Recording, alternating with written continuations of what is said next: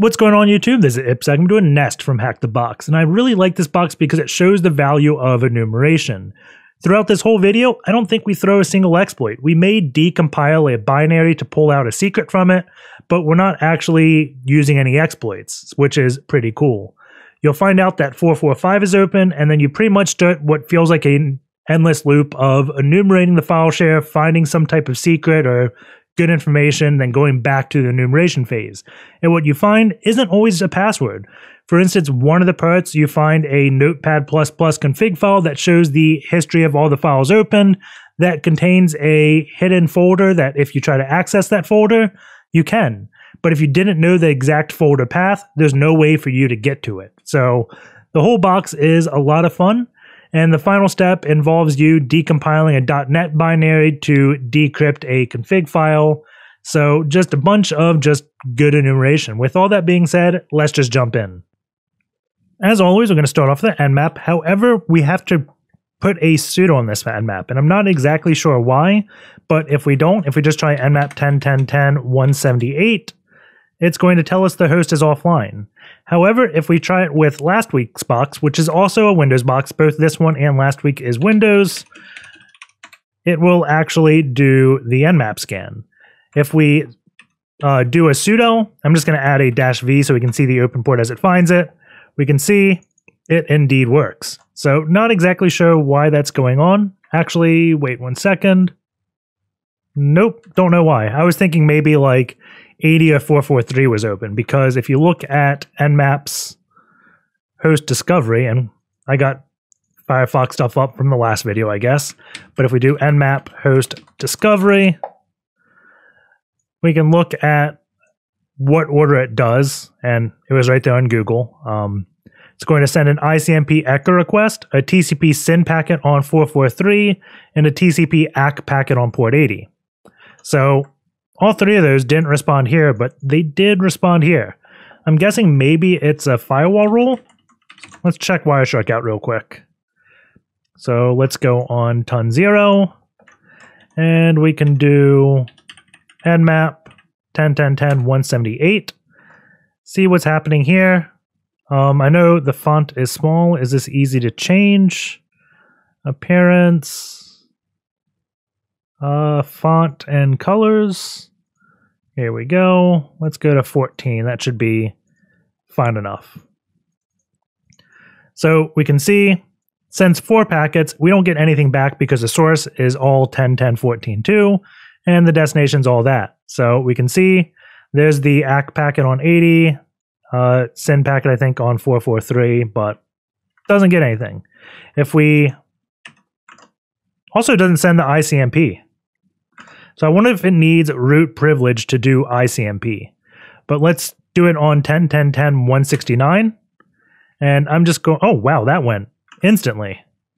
But going up here, it was the first 4 packets, so it looks like it does 2. So it tries 80 twice and 443 twice, probably for some type of retry.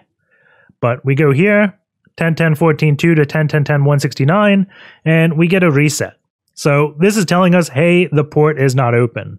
So I'm guessing on this box, the firewall is configured to drop unknown packets, so it doesn't respond with anything. On the last week's box, it was configured to reject unknown packets, which meant it sent this reset flag. So that's probably the difference. I'm going to clear this real quick, and let's do sudo on this. I can kill it because it found it, but I just want to see, yes, it does. When doing sudo, it sends that ICMP. So I'm guessing maybe Nmap is doing like a raw packet to do this. It's not actually using like the ping binary. It's just doing some type of raw packet send to craft this ICMP packet. Have to kind of look in the source to see exactly why that is, but I guess if you're not a root user and you want to nmap something, your best result is probably going to be using sudo. So we can finally begin with doing a good old sudo nmap-sc for default scripts, sv enumerate versions, oa output all formats, put in the nmap directory and call it nest, and then the IP address, which is 10.10.10.178.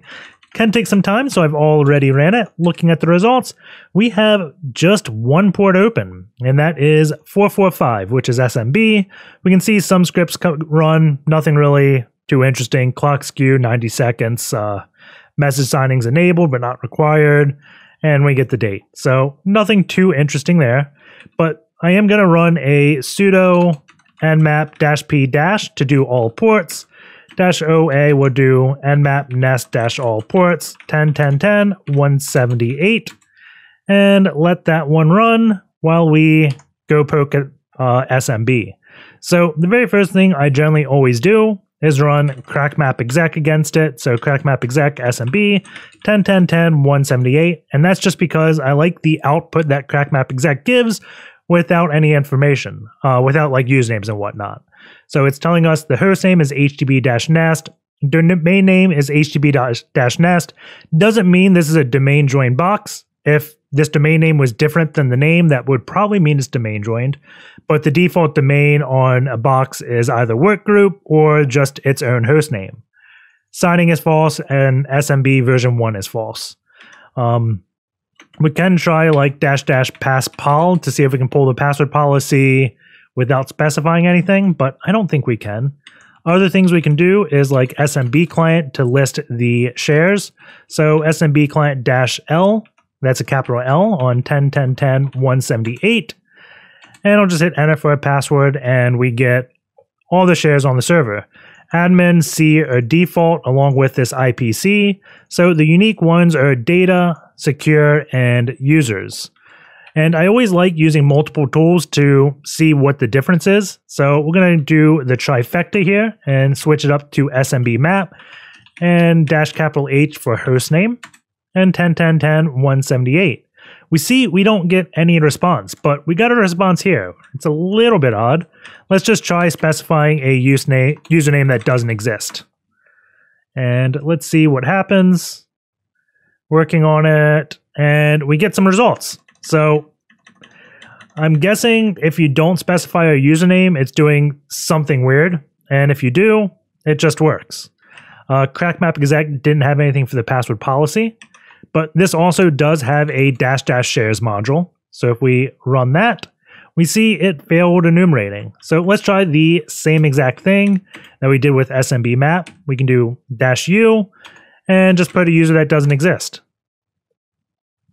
Let this run, and we don't get anything. I think with CrackMapExec, you need to have a password as well. So let's try that, and it works. So I think this is just doing anonymous authentication. If you don't specify it, it tries a null authentication, and the null is blocked. But anonymous, I think, may be open. Maybe I'm wrong. I don't know exactly why this behavior is, but hey, it's Windows, and sometimes weird things happen. Both SMBMap and CrackMapExec tell us we have read privileges over the data and users share. So we can do SMBClient and then the IP address and the share. I probably did Resolute's IP there. It was 178, not 68. And we can list everything here. I don't like using SMBClient that much. I'd rather just mount it to my host OS so I can use a bunch of bash commands like find and things. Just makes it more familiar. So I'm going to look at my mount. We have a data and user folder created. So I'm going to do sudo mount-t CIFS. And if you didn't have those, you can just do make dir mount user, and you'll need to do sudo. Those directories are empty. If we just do find/mnt, you can see everything's empty. So sudo mount-t CIFS, and then 10.10.10.178 users and mount users. And it says we need the helper program. So we don't have CIFS-Utils installed here. So I'm going to do sudo apt install CIFS. This is CIFS. I forget what it stands for, but it's how I mount SMB remotely on Linux. So I'm going to install CIFS-Utils. And once this is installed, we'll rerun the command and mount that share. Just hit enter. And it's mounted. And we can also do mount data to mount the data. So now if I go into /mount, we have data and all the things here. And what we can do is a find command.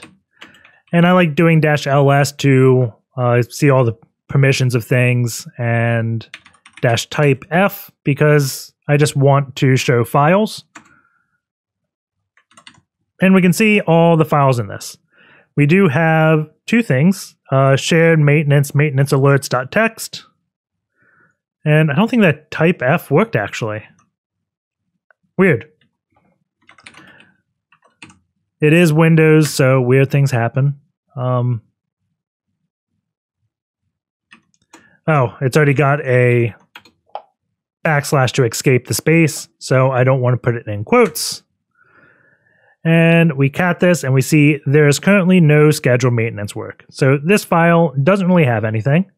Let's go take a look at the shared templates welcome email.txt. Copy this and we can cat. I need to put a period first. And it looks like we have a username as TempUser and the password as welcome 2019. So let us go look at the user directory. And we can see there is a temp user here. There's also a few users, C.SMITH, Lfrost, or Thompson. So what I want to do is try all these. So let's go and create users.lst and put, that's the password, C.SMITH, L.Frost, R.Thompson, and temp user. And now we're going to do CrackMapExec, SMB 10.10.10.178, -u, users.list, -p, welcome 2019. We're going to see if any of these users have that password. And Lfrost does. CrackMapExec-h. I want to look at not stopping right away. Set timeout. Oh, come on. Let's see. CrackMapExec. Don't stop on success. Maybe we'll get lucky. Flag to continue on success. Let's see. Just merged with 248. Come on. Add -- continue on a success. Let's try this.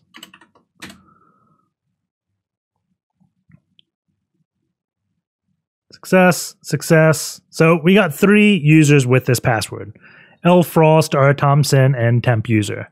So what I'm going to do is make dir /mount l.frost. We need to sudo r.thompson and temp user. I'm also going to do C.SMITH because eventually we may want to go into his directory. We just don't have his credentials yet. So now we can go and mount this. So sudo mount -t CIFS -o. This is going to be extended options. Username equals l.frost. Password equals welcome 2019. And then we can do 10.10.10.178 users /mount l.frost. So cd mount lfrost, find dot to see what's in here.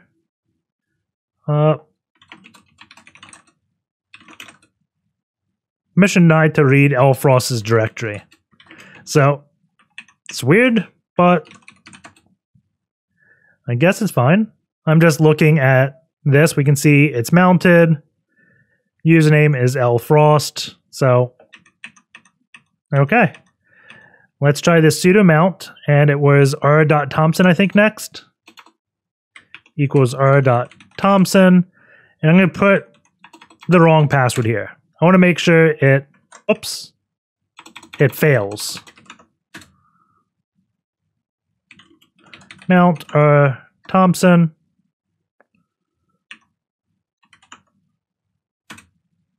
Huh. So it'll mount with invalid username, but weird. Let's unmount this real quick.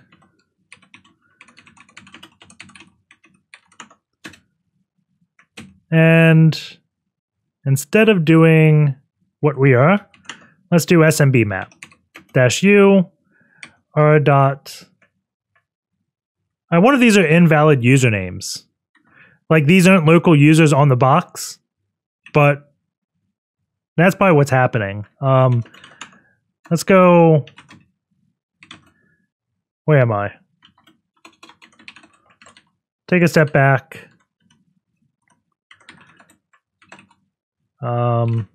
Users.list. Please subscribe. You really exist. I don't know what's going on. Let's try this. CrackMapExec SMB 10.10.10.178 -u users.list p welcome 2019.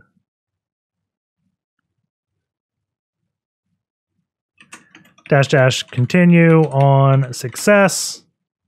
I'm sure there's a shorthand for that flag. So something weird is going on here. Sudo.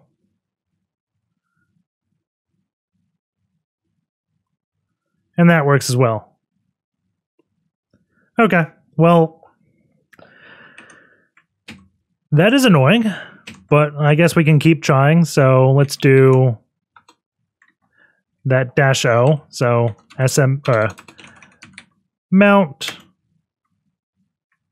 Mount -t CIFS-O username equals TempUser, password equals welcome 2019. So we're just using exactly what it says instead of doing a password spray, because I'm guessing those users don't exist on the system and that's why it's working. But we'll find out once we root this box and look. 10.10.10.178 / was it users? And mount TempUser. Mount -t CIFS. Sudo. cd mount TempUser. Now let's try going into his directory. And this one works. We have new text document that is empty. So let's try, I guess,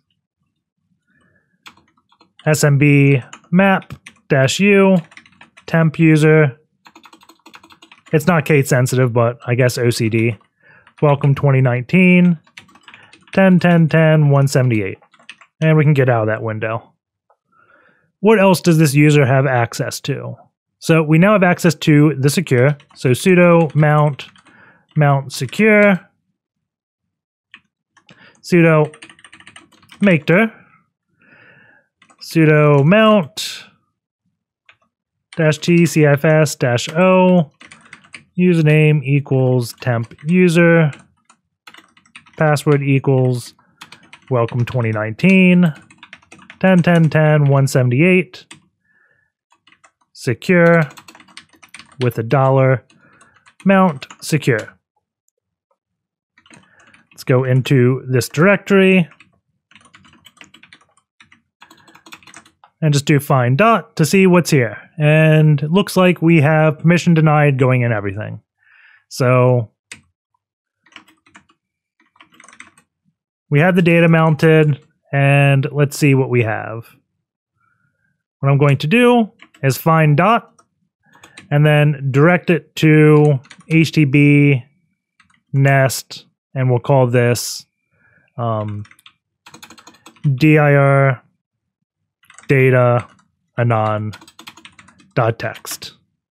And then we're going to remount this directory as the other user and do the same exact thing to see if there's any new files. So let's do sudo umount data, and we can change this path to be data. And now we have mounted the data drive as our user. I'm going to do find dot. I'm going to pipe it over to, we'll do -ls t, what was it? HTTP nest, and we'll call this dir TempUser data. Or was it dir data TempUser? And T is just going to write it to a text file as it outputs it. But I'm guessing it's going to do it after this find command finishes. But right away, we get a lot more files. So it looks like this user has read access to the IT directory. So I was going to compare the two files side by side to see any new files, but this time it's pretty obvious. We go into the IT. So let's go into IT. And I guess I'm just going to do find dot, and we'll start looking at files. So let's see, Adobe. We list this file. Let's see, this is UTF-16.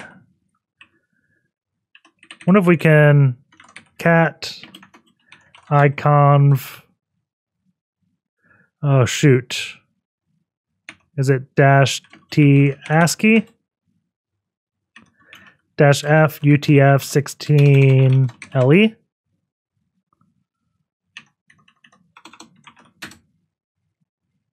Let's see. Iconv from UTF-16 LE to ASCII. So Windows formats everything UTF-16. So -f -t. So I probably had these backwards. Yep. So UTF-16 LE.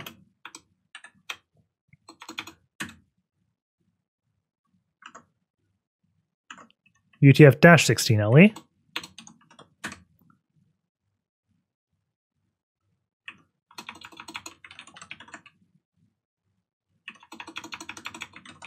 Well, I thought this would work.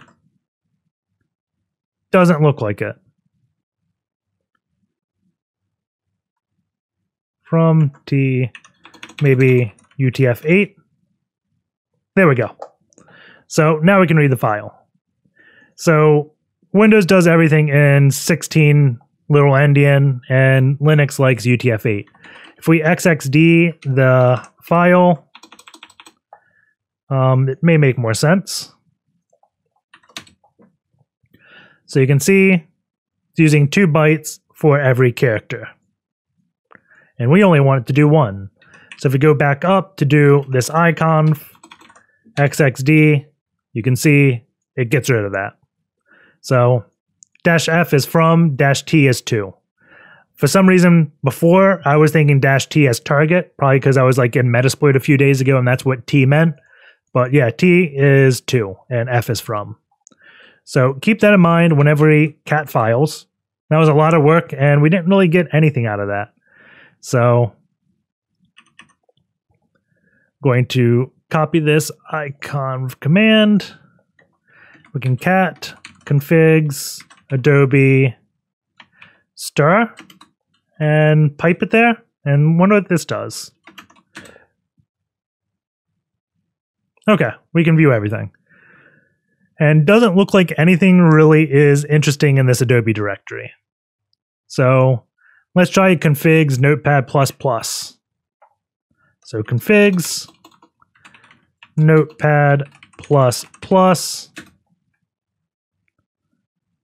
Oh, does not like that icon command. That's just cat star, and there we go. So this one's not in UTF-16 little endian. It's annoying how to deal with this, but it is what it is. Looking at this, we can see one of the Notepad++ files has a history, and we can see this secure. So HTTP nest secure it curl temp.txt.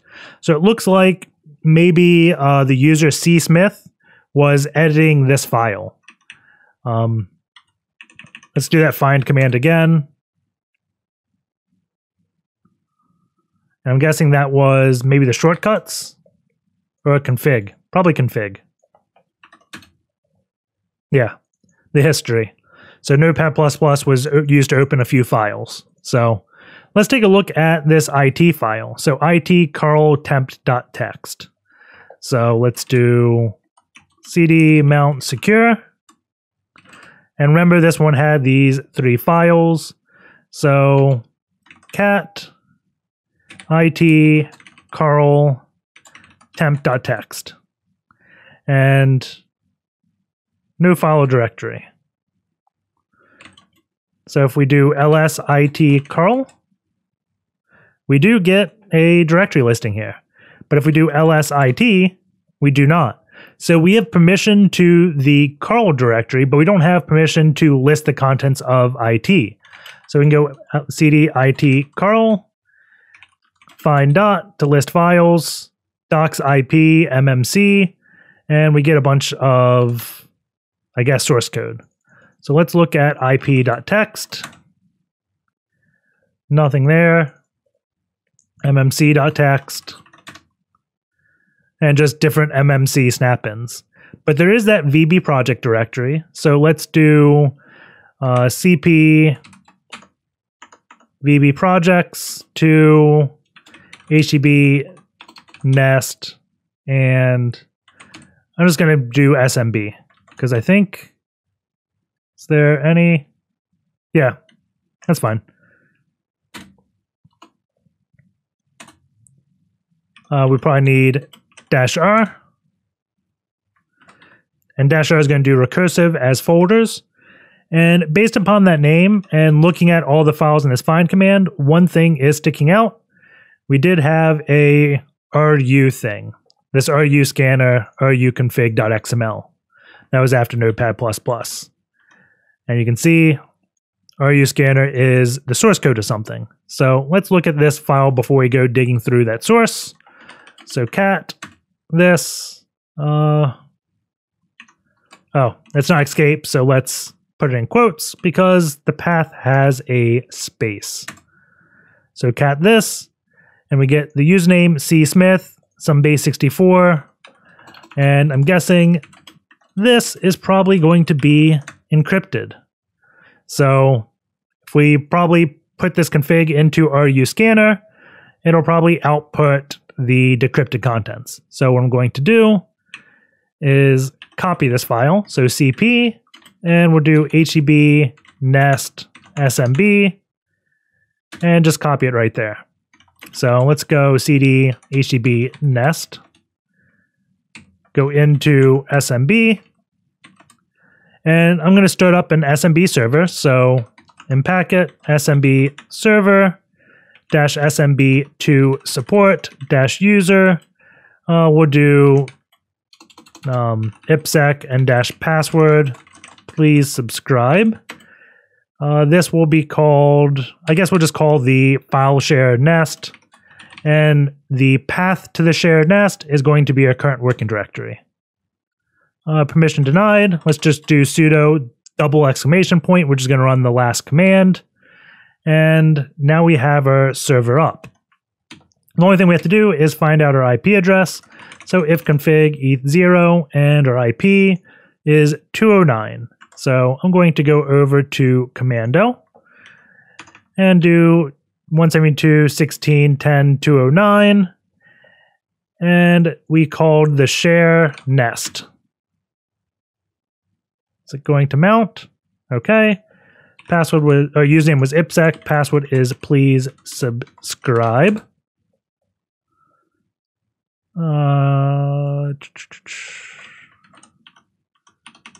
Did I typo something? Please subscribe. I typoed something. Please, if I can, PLEASE, there we go. So if we look in production, this folder is empty, but if we look in WIP, that's where this file is. So I'm going to copy it here. And I'm also going to copy this RUconfig in this directory. And I'm going to open with Visual Studio 2019. Once this loads, we can take a look at the source code to figure out how we want to decrypt this, or if it even has a decryption method, but most likely it does. I know it does because I've done this box before, so let's go and look at this. So we got a few things. This config file. You can see a few things. Doesn't really do much. We got save to file, load from file. Module 1, this is what main is. So I'm going to stick a breakpoint right here. So when we run this, we can break here and see what all these variables are. Look at SSO integration, we have nothing. Look at utils, and we have like decrypt string, encrypt, whatnot. So go back to module 1. It's going to load the config file ru_config.xml, which we have here. And then it's going to load everything and decrypt the password for us. So I'm going to click start. And it's going to run. And we crashed. Oh, cannot find file. It's looking for ruconfig and bin debug. So let's copy this into bin debug. Start it back up. And now we have it broken right here. And if we step once, we'll get it. Because right now we have the test variable, but it hasn't been assigned because we're on this line. So I'm going to step into, step over maybe. No, which is, oh, I stepped into and it went to this decrypt string. So get out of this.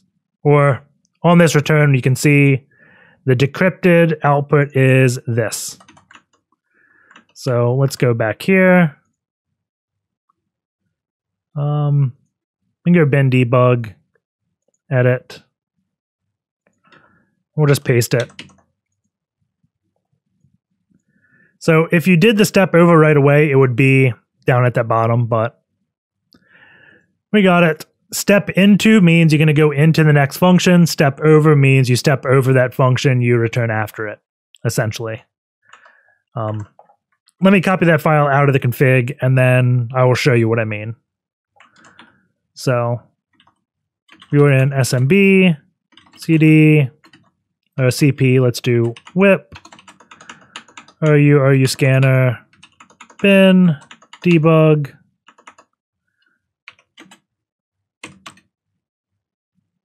what?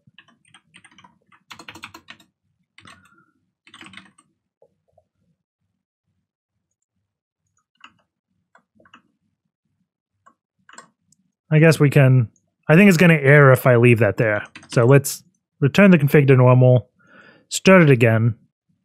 So last time I did step into and it went into the decryption routine. I'm going to step over it and now it's at nsub.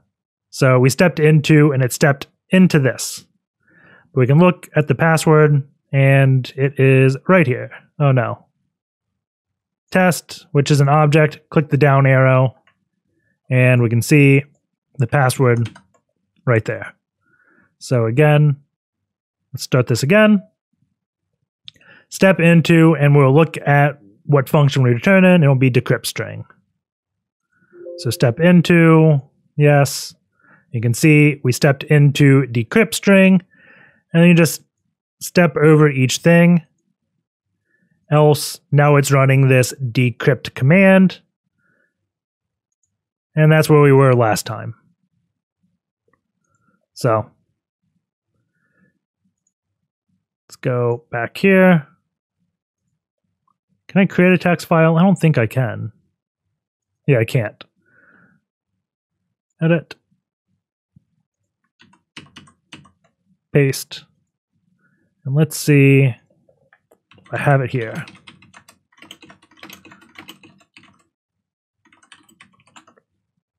That's funny. When I tried creating it, it said it couldn't create it, and then created it anyways. Something weird is happening with this packet, but have the password here.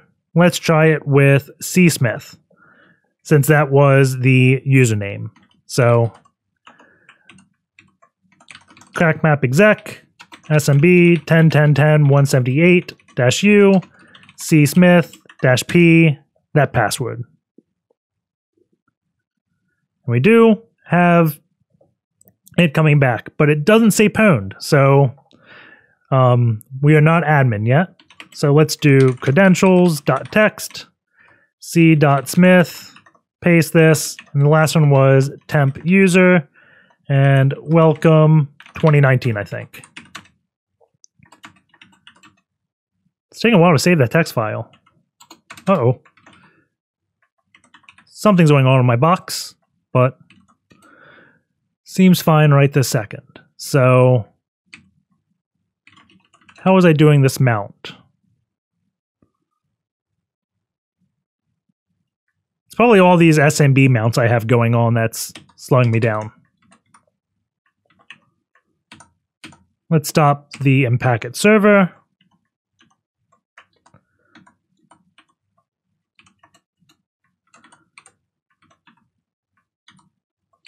I wonder if my VPN went down. Mount. Let's just unmount everything.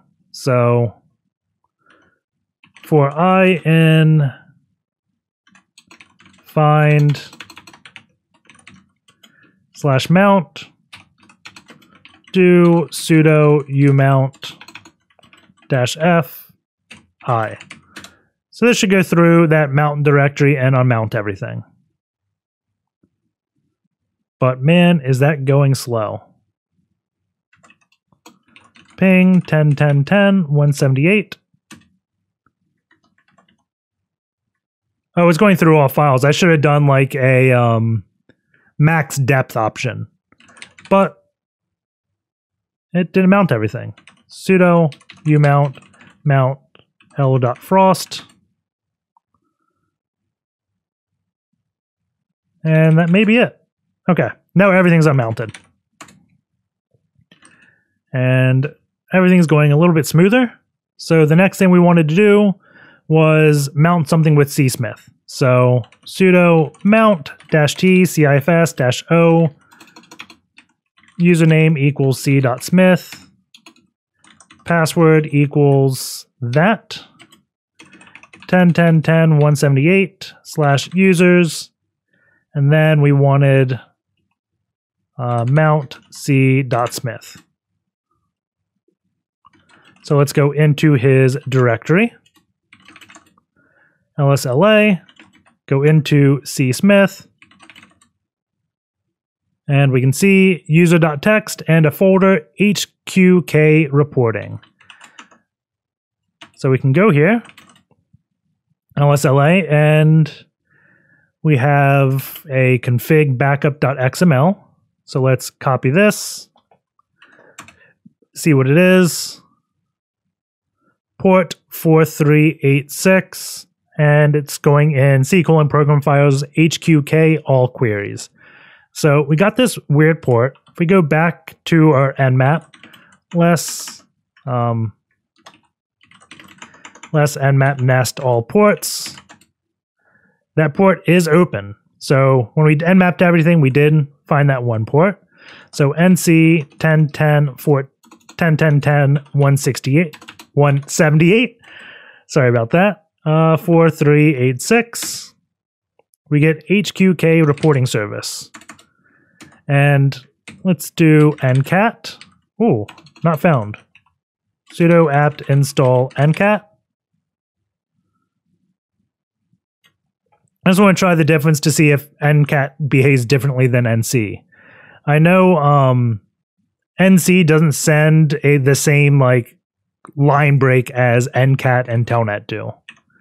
So let's replace that with NCAT and do help. We get nothing. If we do TELNET,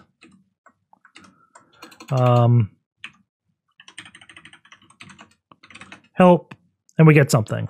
So let's see exactly what went on here, because that's unique. So sudo Wireshark and do ton0. I'm going to type help enter. And we can follow TCP stream. We'll send it in. Let's do hex dump. We can see help 0D 0A. So let's quit out of this. Quit. And do NC real quick. Type help, enter, and let's look at what this sends. So it sends HELP 0D 0A. Going to Wireshark. Do we have a TCP stream 1 to go to the next one? So 0, this was Telnet, 1's probably NetCat. I just checked 2 and 3 to make sure they didn't exist. So since we only have 2 TCP streams, I'm pretty confident that this is NetCats. So let's do the follow stream again. And we can do hex dump. And we just sent 0A. We did not send 0D. So if we man ASCII and we look at what 0D is, that is the \r, and 0A is going to be new line. So Telnet sends \r/n on enter, and it looks like NetCat only sends \n. Or maybe I had it reversed, but that is a difference, and that is why I always like using multiple tools when I play around with things.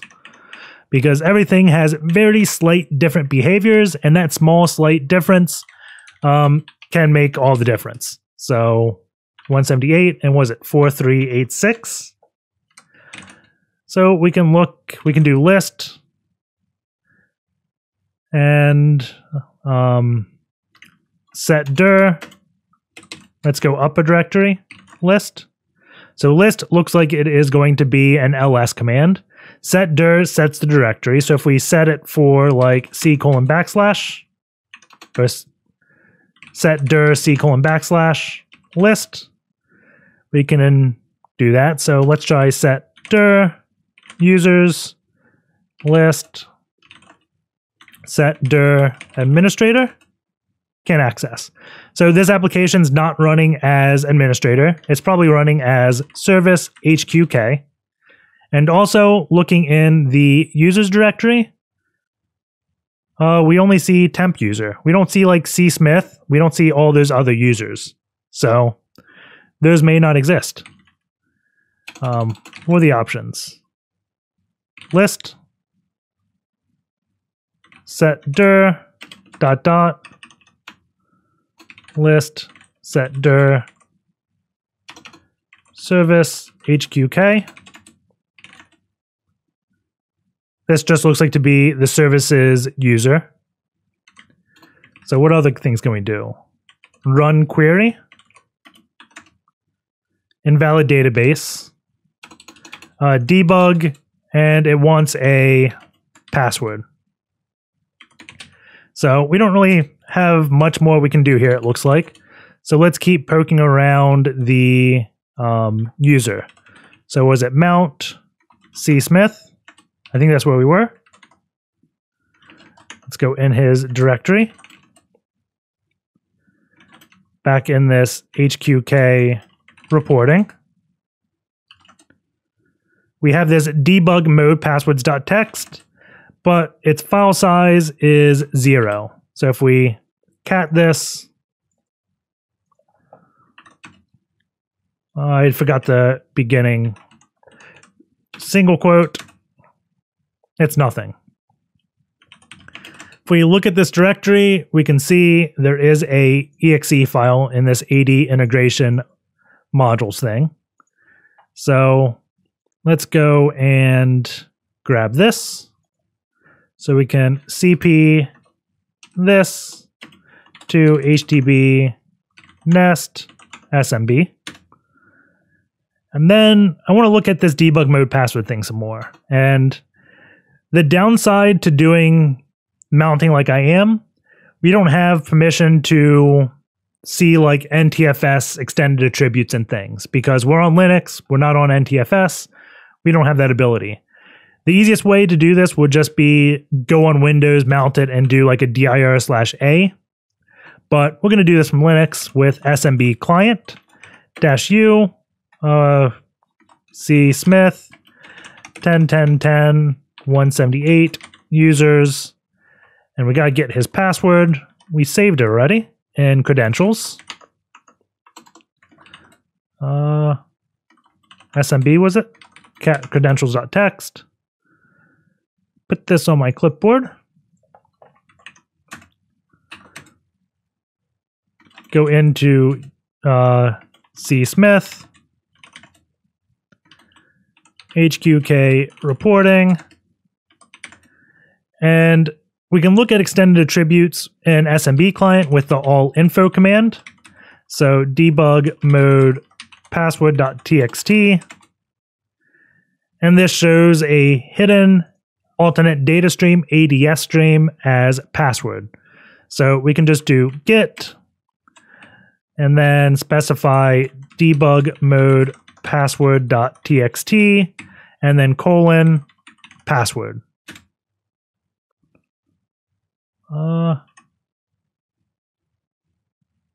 Debug mode password.txt dir git. Maybe do this in single quotes.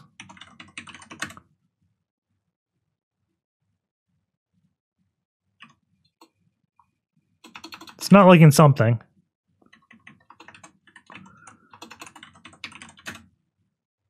Error opening local file. Where am I? Oh, I am in the mount and touch test. I don't have permission to write here. So let's do HTTP nest. That's what it was. Copy, paste. I probably could have done LCD to change the local directory. C.SMITH, CD, CD HqK reporting, get debug mode password.txt password. There we go. We have downloaded it. So if I cat debug mode password, we have this. So now what we can do would be, was it TELNET? Debug this. And it says use help to view additional commands. And now we have the service command and the session command and also the show query command. So if we do cd ... or set dir ... to go up one directory, list, and do show query. I think if I specify 3, does it do 3? It shows the third item. And we can get a config file. And we see debug password set here. Is that the config file? Show query 1. What's this do? Over the size limit? No. Show query 3. It looks like it just kicked me out. So let's go again.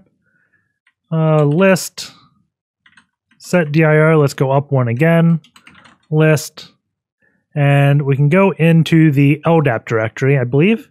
Set dir, LDAP, or set dir, LDAP, list, and we can get this LDAP.conf. So show query 2, we must be in debug mode. So let's go up and grab the debug password. Copy, debug, show query 2. And we can copy this config. And when I did this the original time, I had right away opened up this exe file in a decompiler and did that. However, I didn't want to jump back and forth between my Kali and Windows 50 times doing this video. So that's why it may seem like I'm taking a leap and finding this information right away. It's just, I want to save some time. So again, if we go back like last time, we can see this is encrypted. So echo-n, base64-d gets junk. So let's go over to commando. And I think if we refresh this, hopefully it refreshes and it pulls new files. Close this. Oh, we didn't start unpacking it back up. So cd SMB, we're there. Unpack it. Start the server.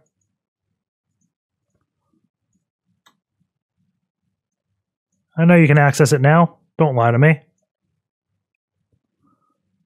It was nest, right?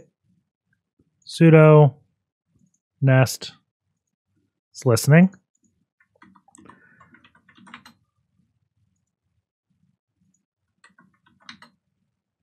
There we go. So if we do copy this exe to a desktop and copy LDAP.conf because we will need that. And open this up in a tool called DNSPY. This is a good .NET decompiler. And if you search ipsec.rocks, we've used this tool once before and probably use it to more extent in the other video. So I definitely recommend that. I just went to File Open. We open up the LDAP and we can poke around it. So we got main module, LDAP search, and LDAP. If you want to, you can click up here, File, Export to Project. So we can export this to like LDAP, select folder, export it. And then if we went to the LDAP folder, we could open this up in Visual Studio. And we can also edit it straight in this tool. So let's go and look at it. So looking at cr.cs, looks like we have something returning encrypted.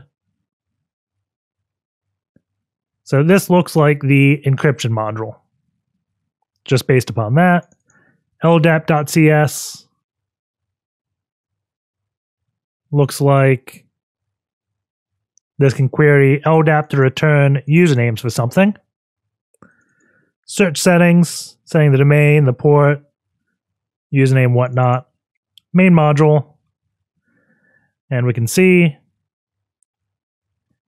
void main, so this is where it starts. It's going to try if command line arg counts is not equal to 1, say invalid number of arguments, then it's going to look for the very first argument, command line arg 0.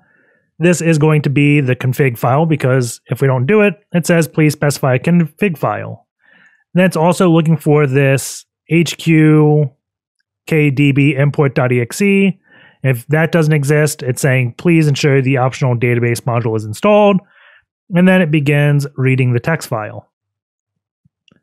And then right here, it looks like it is going to decrypt the password.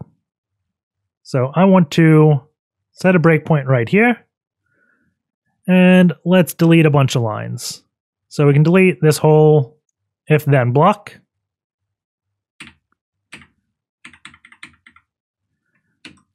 And then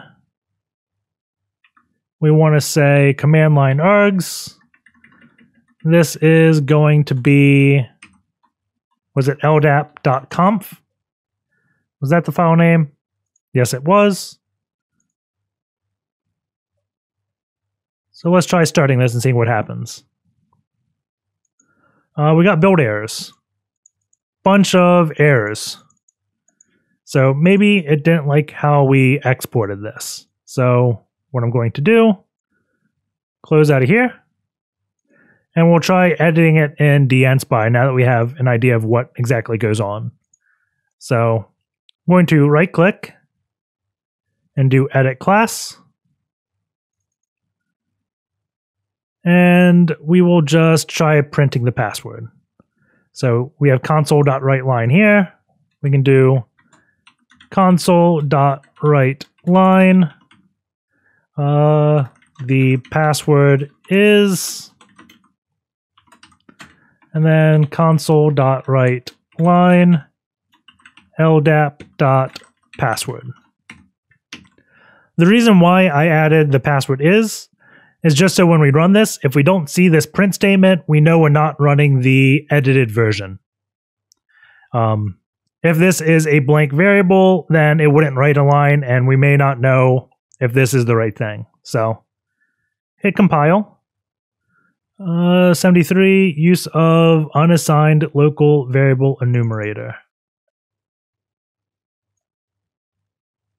Let's just try deleting. Hey, it compiled. So let's see, is there a save? If we do file, save all. So before we do save all, let's try running it, and then we'll do save all. So cmd, cd desktop. Let's see, can I make this font bigger quickly? Properties, font size 24. There we go. So let's do HqkLdap, LDAP.conf. Please ensure the database module is installed. That wanted something. What is that file? Main module. This. So echo. I'm just creating that file, so now if I do a dir, that file does exist. So we run this command again, and we see it's performing LDAP query. It did not say the password is. So now let's do file, save all. We can probably just do file, save module. Okay. Run it again, and voila. We have the password is, and it outputs it. So let's go back into our file share, and we can edit credentials to be, well, we don't know this administrator yet, but chances are this is the admin password, so we can put that there. And I say chances are it's the admin password because we don't have any other users left really. So cat credentials. So let's do CrackMapExec SMB 10.10.10.178-U administrator-P the password, and see what happens. We see pwned, so we can try psexec.py administrator at 10.10.10.178. Paste the password in. And now we have a shell on the box as NT-authority system, so we can go into users, administrator, desktop, and get root.txt. The one question I had earlier, what user installed in the box? And we only have administrator, C.SMITH, and service HqK. So that will be why that user share, if we do ls mount user, or let's just do C.SMITH, which is mounted to user, and we have all these directories. Why, if we try any of these passwords, it authenticates us, but they don't have any other privilege because they're not an actual user.